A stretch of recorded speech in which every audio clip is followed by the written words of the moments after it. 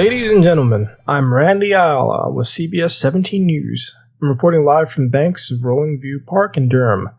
An incredible scene just behind me as a law enforcement presence and park officials have blocked the entrance to Rolling View since 8:45 p.m. last night. An accident in Blackwater Cove claimed the lives of a fisherman and his dog. We have been told by visitors leaving the park that Blackwater Pier, a signature landmark of the area, has collapsed into the lake. No word yet on if these two incidents are related.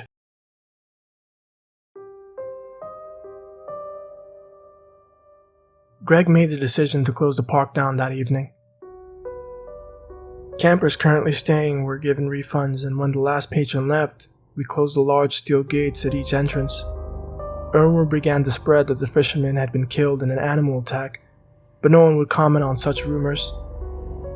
The remnants of the pier were cordoned off as a crime scene.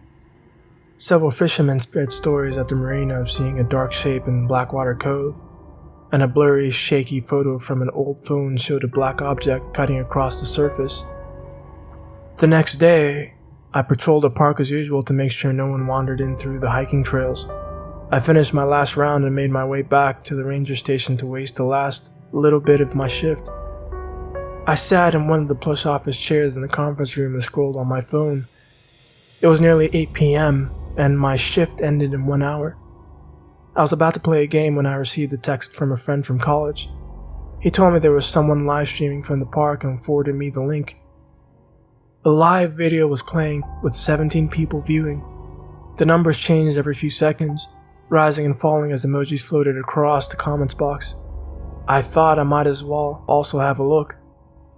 Nick Darby, Ph.D. professor of zoology and expert in cryptozoology. There is a creature in your lake, my good North Carolinians, and I am here to classify it, just for you. The skinny little man barely filled the seat of the kayak he was balancing on. His oily, slick black hair was thick with product and his face was coated in a layer of sweat as he baked in the southern summer heat without sunscreen. He spilled a bit of coffee onto his orange Hawaiian shirt as he rambled into the camera mounted on the end of his kayak. His pageling indicated he was indeed a professor of zoology, though he seemed to have dedicated more time towards the hunt of mythical creatures than real ones over the years. I have studied this lake for literally days, and recorded as many first-hand accounts as I have been allowed. I alone have determined our newest cryptid is indeed an offshoot of the Anguillidae species spread throughout the world. Yes, you heard it here first. The beast of Blackwater Cove is a heriophore unknown and undiscovered species of gigantic carnivorous eel, and I, Dr. Nicholas J. Darby, am here to find it, classify it, and scientifically name it. I have carefully tracked sonar movements over the last week from every fisherman willing to help and have determined the beast is patiently waiting for nightfall to leave its lair. Blackwater Cove. I hadn't noticed Greg as he walked up behind me to look at my phone. He stared almost dumbfounded. How long has he been doing this? Why does he talk like that? According to his stream, he's been live for hours. It looks like he's been setting up cameras all along the cove. I think he may have put his kayak in at the Loggerlock or Woodpecker Point and paddled over. The sun was arching downward as the day passed. Dr. Darby did not adjust the camera and he was badly backlit, casting him in an almost perpetual shadow as the water around him sat overexposed. The wall of limestone making up the eastern edge of Blackwater Cove was visible in the right corner of the screen, with the open expanse of Falls Lake behind on the left. Darby rattled on about the possible similarities between the aptly named beast and other proposed cryptid lake monsters throughout the world as he hoisted a large black case into view of the camera. Darby popped the case open and lifted what appeared to be a cross between a stingray and a torpedo from the thick foam padding. The drone was black on the sides and white on top, with the words Power Vision painted in lighter gray on the left side. A small camera was mounted directly into the front of the body, with two little lights on each side. Darby fiddled with it for a few moments, and the light activated. He dropped it over the side and picked up a tablet to send the little drone off. Due to the unique placement of Blackwater Cove, It is directly adjacent to the channel which used to be the Noose's River. And the sweeping currents turned the waters in the cove into a murky, swirling abyss. Visibly in the dark below is near zero. So I am sending in my trusty underwater drone to explore this realm for us. Our instruments indicate the bottom is 76.37 feet below us, and the cove is at its deepest point here on the western side. The image flipped suddenly to a light brown, with particulates floating through the water as tiny white flecks. Occasionally a leaf would float by. After 30 seconds, the water turned to a dark brown, almost black. The bottom came into view, and the little drone righted itself from its nosedive, so it was level again. The current wasn't as strong at the bottom and allowed for much better visibility. The drone swiveled into a position Darby approved of and shot off. I'm taking the drone to the western cliff, where I have determined there to be an anomaly in the current, Darby said via voiceover. The western face of the cove came into view. I inhaled slightly as I heard Greg swear under his breath. It was a graveyard. Bones littered the floor of the cove by the thousands. Deer skulls stared at us with empty eye sockets. The drone slowly swept the area with its tiny lights. Human waste such as beer bottles and soda cans stuck out from the sand and mud like little headstones. As it approached the western wall, a darkness deeper than the water itself took form. A void. "Oh my goodness," Darby exclaimed. "The lair! What a find!" The cave was roughly semicircular in shape, slightly tilted to the right and maybe 12 feet high. A skeletal human hand stuck out of the mud as if beckoning the drone to turn back. That's when I saw it. My heart skipped a beat. I could feel it. Fear wrapped itself around my chest. The small orange glow from the 4 eyes pierced the darkness like twinkling stars. The blackness in the mouth of the cave seems to manifest and writhe to life as the beast detected the drone as its intruder. The screen was filled with a burst of bubbles and disturbed soot before cutting out. After staring at a blank screen for a few seconds, the camera feed cut back to Mr. Darby staring dumbfounded into the lens. We seem to have... Darby's sentence was cut off short when everything turned upside down. I watched on in a mixture of fascination and shock as the kayak was launched 5 feet into the air. The red plastic flexed under the impact and cracked. The blunt, thick head of the beast of Blackwater Cove climbed into view. The powerfully muscled body pushed itself out of the water in an up and down motion. The kayak slammed back down and rolled upside down with Darby still buckled in. It rolled right side up and Darby gasped for air as water spewed from his mouth. The beast's back came into view as it rammed the side and flipped the kayak back over again. The waterproof camera Darby had been using was jostled at an odd angle and now showed him from his mid-torso up as he struggled to unhook himself from his safety harness which connected him to the kayak. The camera otherwise continued to film the murky abyss. A growing shadow from below signaled its arrival. The beast slowly, almost elegantly, slid into view. Its 4 orange eyes had an animalistic glow from reflected light in the darkness, and its mouth hung open slightly as if it wanted to taste the water.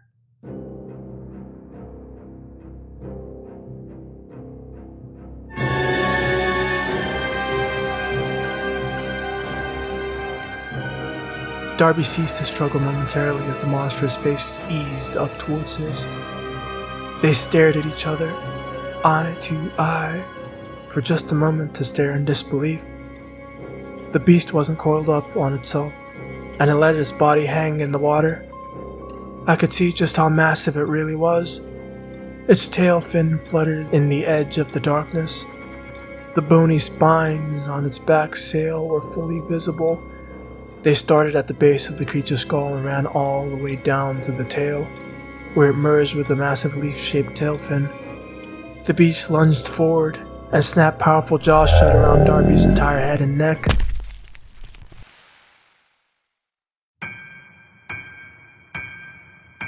All I could do was watch in horror as the beast opened its mouth and its gums retreated, revealing hideous rows of needle-like teeth.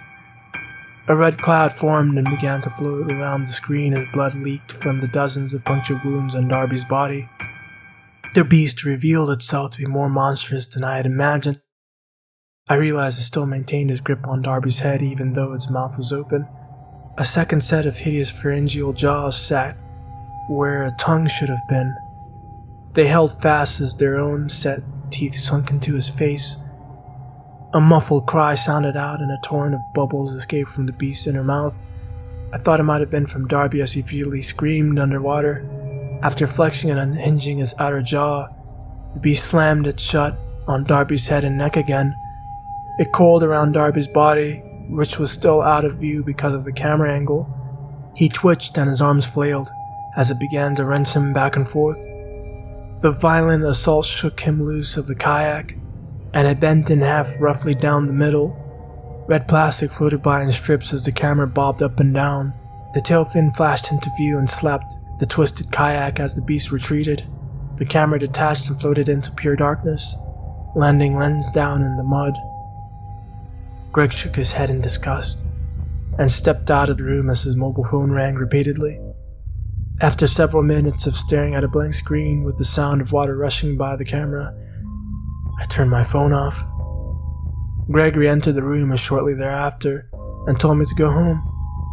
I had the weekend off and decided I would avert myself from anything to do with the beast of Blackwater Cove. This proved difficult. While Mr. Darby's page did not allow for his video to be shared, rumors began to pop up about a monster being recorded in Falls Lake. Many quickly said it was faked for media attention. It wouldn't have been the first time Darby faked finding a monster. Several commenters on his page said this was even worse than the time he was trapped in a cabin by the werewolf in Arkansas.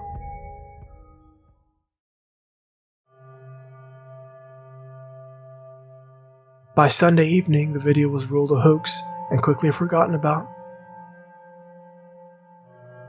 I entered the office Monday morning and walked into the conference room. Greg was sipping from a mug of coffee as he stared at his work in front of him. The news played at a low volume on a wall-mounted television. A large map some 8 feet wide had been laid out on the oak table in the center of the room. Blackwater Cove was depicted in shades of green and blue on the topographical display. Red pins were placed throughout the map, each showing the last known location of a missing person.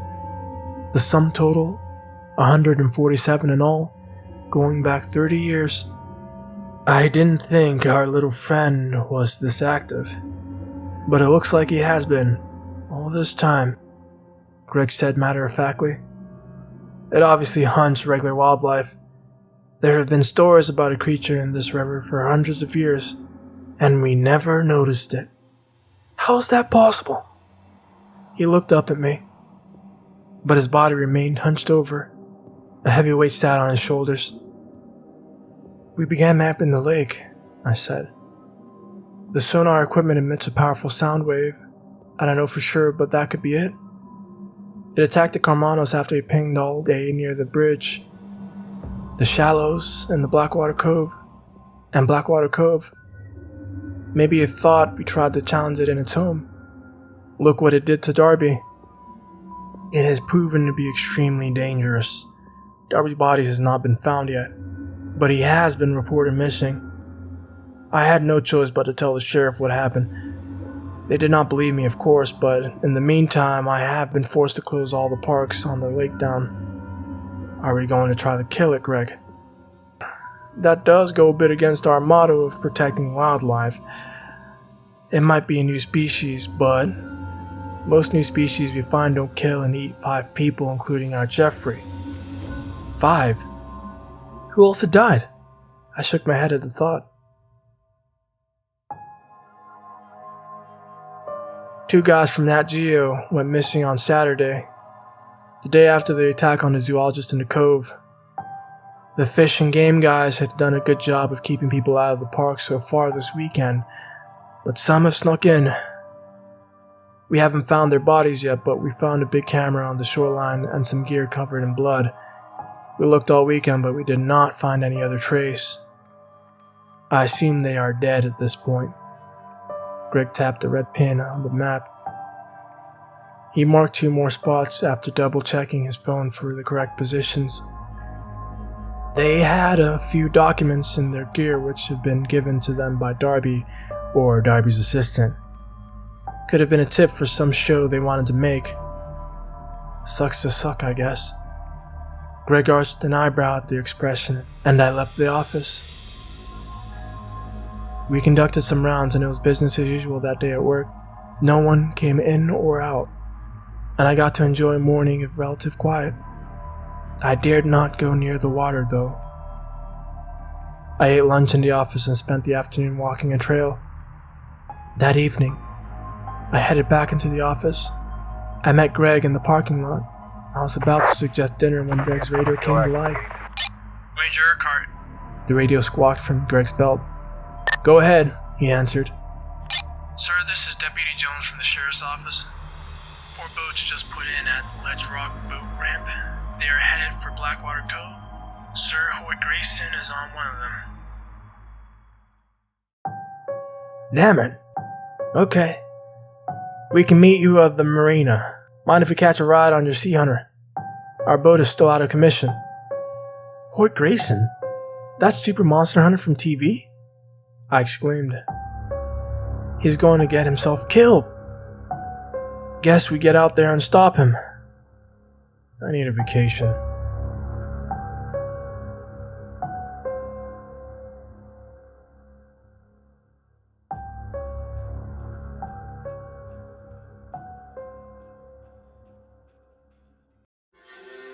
If you're able to make it this far, then thank you. If you wish to support the channel, feel free to leave a like, comment, and subscribe, of course.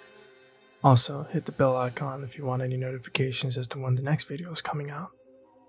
If you want to go a step further and support us, there's a link to the Patreon at the very bottom of this video, along with links to the author's original story and other information if you're curious to find. And as always, all are welcome in the hand of horror. Even you.